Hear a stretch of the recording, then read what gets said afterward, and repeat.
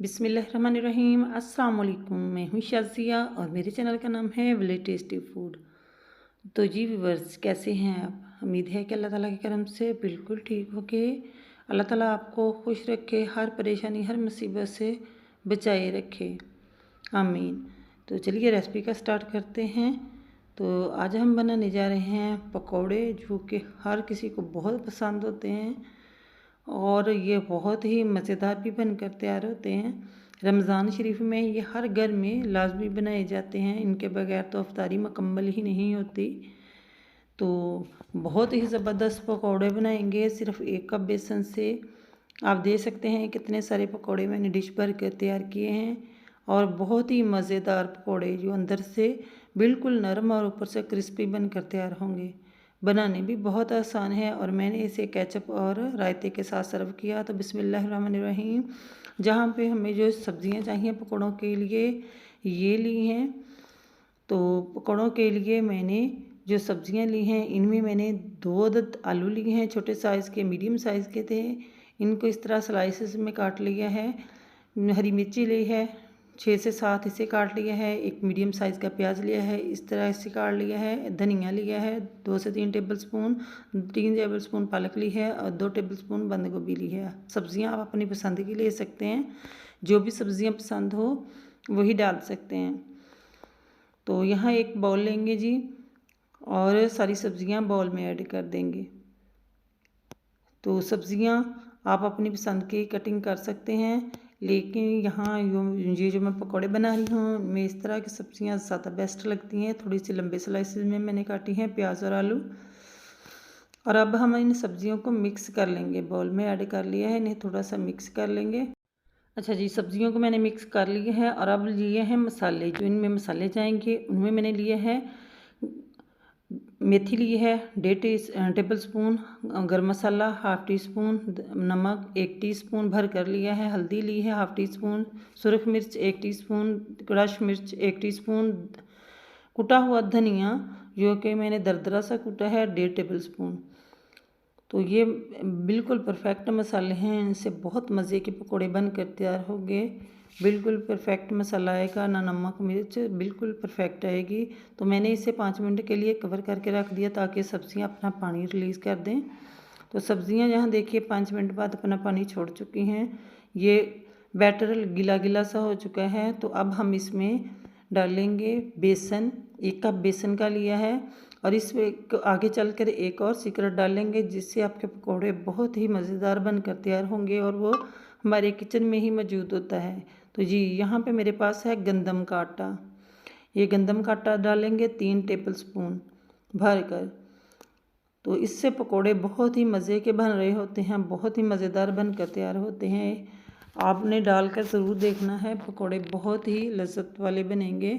तो ये यहाँ मेरे पास है चाटे की लस्सी। अगर ये है तो ले लें, वरना 2 टेबलस्पून दही ले लें।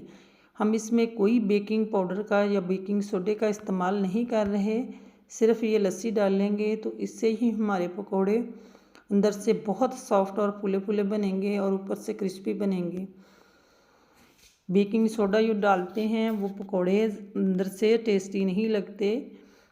तो ये पकौड़े इतने टेस्टी लगते हैं बने हुए, बिल्कुल अंदर से सॉफ्ट नरम मलाई की तरह और बाहर से क्रिस्पी होते हैं। तो खाने में मज़ा ही आ जाता है, इतने मज़ेदार बनकर तैयार हो रहते हैं। थोड़ी थोड़ी लस्सी ऐड करते जाएंगे और हमें ये एक नॉर्मल सा बैटर तैयार करना है, ना तो ज़्यादा थिक रखेंगे और ना ही ज़्यादा हमें इसे लिक्विडी रखना है।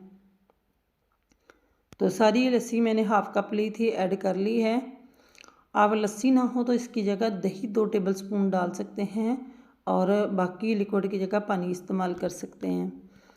तो मैंने इसे अच्छे से मिक्स कर लिया है और अब हम इसे कवर करके साइड पे रखेंगे। तो ऑयल रख दिए है चूल्हे पे, ऑयल हमारा गर्म हो चुका है।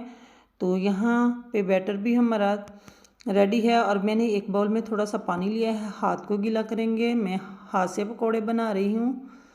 तो अगर आप चम्मच से इजी लगता है तो चम्मच से बना सकते हैं, लेकिन मुझे हाथ से ज़्यादा बेस्ट लगता है। तो मैं हाथ से बनाऊंगी। ना तो बड़े साइज़ का पकौड़ा डालेंगे ज़्यादा और ना ही ज़्यादा छोटे का, नॉर्मल से पकौड़े डालेंगे। तो इस तरह डालकर पकौड़े बना लेंगे। तो देख सकते हैं कि नॉर्मल से साइज़ के मैंने पकोड़े ऐड कर दिए हैं। इस तरह जल्दी भी हो जाती है और आपको इजी भी रहता है। तो यहाँ मैंने पकोड़े 1 बाय 1 ऐड कर दिए हैं। तो इनको 2 मिनट तक बिल्कुल नहीं टच करेंगे।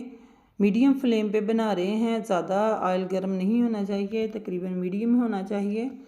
ज़्यादा ऑयल करेंगे गर्म तो ये ऊपर से कलर आ जाएगा लेकिन अंदर से नहीं पकेंगे।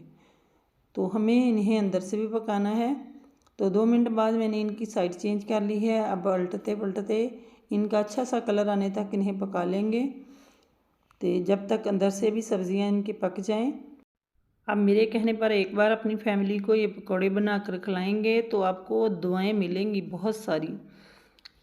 तो ये देखिए हमारे पकौड़ों पे अच्छा सा कलर आ चुका है और इस तरह पलटते पलटते हमें इन्हें पका लेना है। थोड़ी देर और पकाएंगे तो माशाल्लाह से पकौड़े हमारे बिल्कुल परफेक्ट पक चुके हैं, तैयार हो चुके हैं। ये निकाल लेंगे और दूसरा बैच में ऐड कर दूंगी।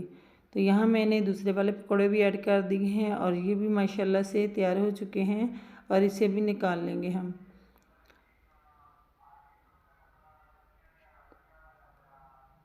तो इस तरह ऑयल को रिलीज़ होने देंगे, ऑयल अच्छे से निकल जाए, छलनी की मदद से निकालेंगे। तो पकौड़े मैंने सारे निकाल लिए हैं,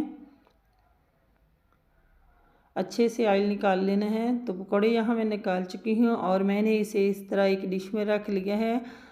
तो यहाँ मैंने केचप लिया है और पुदीने और धनिए का रायता जो दही में डालकर बनाया है, बहुत मज़ेदार लगता है। इसके साथ आप कुछ भी ले सकते हैं, पकोड़े इतने टेस्टी हैं। चटनियाँ साथ इमली की चटनी ले सकते हैं, केचप ले सकते हैं, पुदीने और धनिए के रायता ले सकते हैं, बहुत मज़े का लग रहा होता है। बहुत अच्छी खुशबू आ रही है और गर्मा गर्म पकोड़े तैयार हो चुके हैं।